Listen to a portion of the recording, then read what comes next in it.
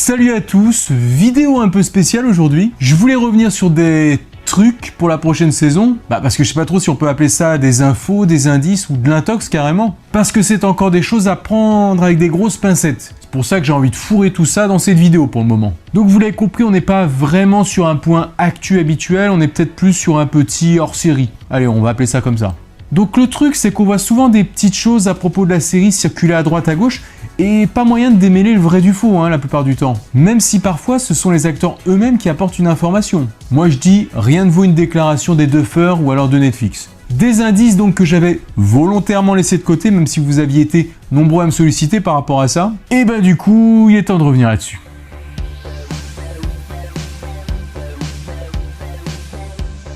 Pour commencer, on va revenir sur les déclarations de Noah Schnapp lors du StrangerCon de Chicago. Bon, j'avais dit la dernière fois qu'il n'avait pas trop parlé, mais malgré tout, il a quand même lâché quelques infos que j'avais mis de côté, parce que j'avais pas envie de m'avancer trop vite. Et surtout parce que c'était quand même du lourd, tellement important qu'il fallait plus de temps pour en prendre la mesure, enfin si tout ce qu'il a dit était avéré. Du coup, dans le cadre de cette vidéo, on va pouvoir en parler, en sachant qu'ici, on l'a dit, on va tout prendre avec des pincettes, car rien n'est vraiment vérifié outre mesure.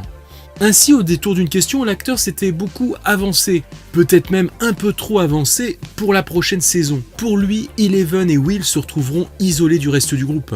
Et ils vont se retrouver très loin puisqu'ils seraient au Nouveau-Mexique, carrément. Probablement des suites du déménagement de Joyce. Alors c'est vrai qu'on sait pas trop où ils vont déménager, mais est-ce qu'ils iront aussi loin que ça? Parce que c'est quand même à une sacrée distance d'Hawkins de l'Indiana. Et ça pourrait rendre le rassemblement du groupe d'amis bien plus compliqué. Bon, après le Nouveau-Mexique, certains y voient un rapprochement avec Roswell, donc les extraterrestres. Franchement, j'espère pas, non. Par contre, ce qui serait crédible avant tout, c'est justement l'envie des frères Duffer de changer de décor. Dans la saison 3, il y avait une volonté chez eux d'explorer des nouveaux lieux. Mais maintenant, ça y est, on a fait le tour d'Hawkins. Et puis imaginez un Upside Down dans un paysage complètement désertique, ça pourrait bien le faire aussi. Ce qui pourrait confirmer les dires de Noah, ce sont les récentes acquisitions de Netflix au Nouveau-Mexique justement, avec des studios flambant neufs dans ce nouveau secteur pour pouvoir y lancer une partie de leur production. Donc tout ça, ça se goupillerait plutôt bien. D'un point de vue de l'histoire, il y a des chances que l'entité du Mind Flayer suive Eleven dans sa nouvelle destination. Nous ne sommes plus à Hawkins, vous vous rappelez je pense. Alors ouais, pourquoi pas ce nouveau cadre qui apporterait plus de dépaysement, mais en même temps probablement plus inquiétant. Tout en considérant d'autres lieux possibles en parallèle, celui d'Hawkins, puisqu'il y a une partie des jeunes qui y seront encore, et puis pourquoi pas celui de Kamchatka en Russie par exemple. Pour ce qui est d'Hawkins, on risque surtout d'y revenir si les personnages sont séparés comme le prétend Noah. La fin de la saison 3 lui donne raison. On devrait donc toujours avoir un œil sur ceux qui sont restés là-bas. Ils devraient apprendre des choses de leur côté. Je rappelle que la dynamique habituelle, c'est un peu ça. On a plusieurs groupes qui découvrent des informations chacun de leur côté, puis au fur et à mesure de la saison, l'intrigue se resserre, avec les personnages qui mettent en commun tout ce qu'ils ont découvert pour rassembler tous les éléments du puzzle. C'est ce qui fait l'ADN de la série, et on devrait à nouveau avoir ce genre de développement, même s'il pourrait aussi connaître quelques petites variantes. Bref, une destination aussi surprenante que le Nouveau-Mexique, et ainsi l'isolement d'une partie des personnages, ça pourrait être une nouveauté très intéressante. Donc pourquoi ne pas croire que Noah nous a effectivement lâché comme ça de grosses informations, dès à présent pour la suite.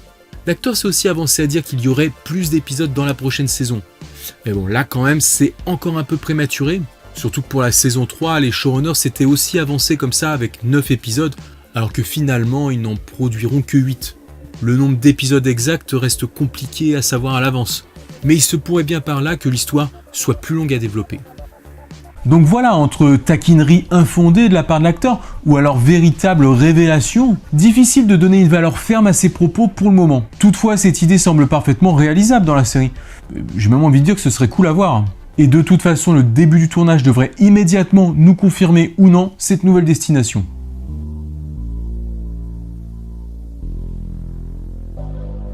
Un autre sujet qui a commencé à faire débat ces toutes dernières semaines, ce sont ces photos de véhicules qui rappellent certains de la série, faut le reconnaître, et elles ont été prises dans la petite ville de Rome, en Géorgie, pas en Italie. Je précise à nouveau car j'en avais déjà parlé. Alors vous avez été nombreux à me faire suivre ces photos sur Instagram, effectivement il y a du monde qui les a relayées, tout comme les premières il y a quelques semaines. Les véhicules et l'époque représentée, tout ça c'est très ressemblant. Et sur Reddit, ça fuse vraiment à propos de ces photos. Est-ce qu'elles appartiennent à une nouvelle production pour la saison 4 de Stranger Things ? Déjà, le premier problème, c'est le début du tournage. À présent, les acteurs sont plutôt en train de parler de début 2020, alors que Cara Bono avait évoqué il y a quelque temps le mois d'octobre de cette année. Et puis rien n'a l'air d'être commencé finalement. Mais en vrai, ils peuvent tous avoir raison, car l'intervalle de temps dans lequel tournent les acteurs est plus court que l'intervalle global de toute la production. Ce que je veux dire par là, c'est qu'elle a pu commencer, avec tous les travaux de préparation de décors, de prise de vue, ou simplement de repérage. Donc oui, c'est possible d'avoir déjà un début de travail sur le terrain, et puis même si ça se passe pas à Rome, là, comme sur les photos, c'est quand même fort probable que quelque part, ils soient en train de préparer le terrain pour Stranger Things. Mais alors, est-ce que ça pourrait se passer à Rome, en Géorgie ? Déjà, il semblerait que ces véhicules qui sont observés porteraient des plaques de l'Ohio pour le tournage. Ce qui ne correspond pas vraiment à Hawkins dans l'Indiana, ou au domicile de Murray Bowman dans l'Illinois. Est-ce que ça peut être là encore une destination de Joyce et de sa famille, plutôt que le Nouveau-Mexique ? Ça pourrait être possible, surtout avec cette voiture qui ressemblerait à la sienne comme deux gouttes d'eau. Bien entendu, le point fort de cette photo, c'est surtout le véhicule qui ressemble à celui d'Hopper. Certes, il n'a pas l'habillage de la police d'Hawkins avec le gyrophare, mais bon, c'est le genre de chose qui peut très bien être ajouté au dernier moment. Parce que sinon, s'il voudrait être discret, ce serait raté dans ce cas-là. Bon, malgré tout, ça laisse quand même dubitatif. Car si les véhicules rappellent bien la série et les 80s, la Géorgie et les alentours d'Atlanta accueillent une foultitude de tournages, car elle offre des avantages fiscaux pour ces derniers. D'ailleurs comme le Nouveau-Mexique récemment, et c'est pour ça qu'ils y font des studios maintenant. Et alors en plus les films et les séries 80s, on peut dire qu'il y en a de plus en plus en ce moment. Donc de ce point de vue, ça ne veut finalement rien dire. Peut-être que c'est simplement une coïncidence, et qu'il ne faut pas s'emballer trop vite. Car avec cette époque, on retombe peut-être souvent sur ce style de voiture. Maintenant, on en arrive aussi à un autre point qui circule au sujet de ces photos. Ce serait en effet pour certains le tournage de Black Widow, le Marvel. Car certains disent que ça a été confirmé, que c'était en fait pour ce film. D'ailleurs, fait amusant, là aussi il y a David Harbour qui est censé être présent. Le problème c'est qu'au même moment qu'on voyait ces véhicules à Rome en Géorgie, la fin du tournage de Black Widow se confirmait justement, mais pas dans la même ville, à Macon en Géorgie, avec des véhicules ornés d'autocollants à propos d'Albany, New York. Donc là on aurait quand même certaines contradictions. D'autant que d'un point de vue de l'époque, cette histoire est censée se dérouler dans les années 2000. Bien sûr, comme d'hab, on n'est pas à l'abri d'un petit flashback, mais voilà, difficile de donner un crédit total à cette dernière affirmation. Enfin voilà, vous pouvez maintenant comprendre à quel point ces photos sont une vraie mélasse. On ne peut pas certifier à coup sûr que ça appartient à telle ou telle production. Et puis en plus, le véhicule de Hopper était HS dans la dernière saison. Son moteur avait explosé. Donc, que ferait-il là ?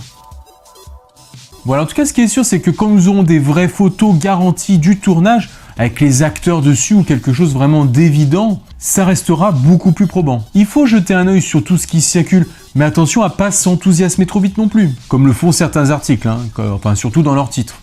Pour ce qui concerne ce tournage à Rome, moi je préconise de garder tout ça dans un coin de la tête et d'attendre de voir si ça pourrait coller avec les choses qui seront postées là dans l'avenir.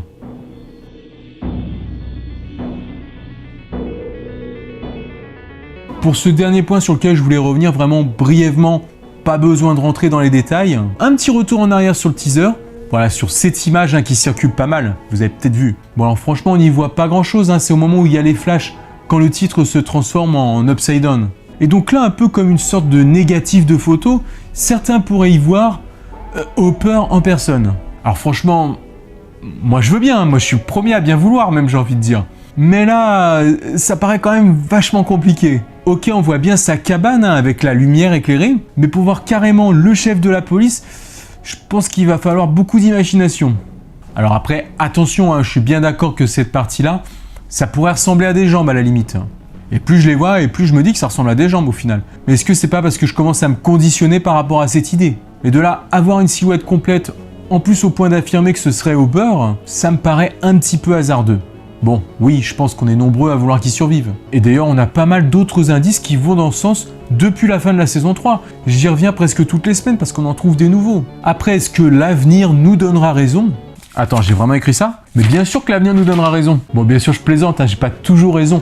Et d'ailleurs, donnez-moi vous votre avis dans les commentaires. Et puis n'hésitez pas à vous lâcher dans des grosses théories. Tiens d'ailleurs, rien à voir, mais je lance un gros sujet de débat. Je sais pas pourquoi, mais en ce moment vous êtes de plus en plus nombreux à me parler de ce qui pourrait être un destin funeste pour Mike dans la saison 4. Donc en gros, alors bien sûr c'est peut-être par rapport à son lien avec Eleven, avec la théorie de Evil Eleven même. Donc je profite de cette vidéo dans les commentaires. Donnez-moi votre avis à propos de ça. Et puis à l'occasion, si vous voulez, on fera un petit dossier là-dessus. Pour Halloween, n'oubliez pas que vous pouvez m'envoyer vos photos de costumes, de cosplay par rapport à Stranger Things. Pour ça, vous pouvez me retrouver sur Instagram et Twitter. Il me reste plus qu'à vous dire à très bientôt. Ciao.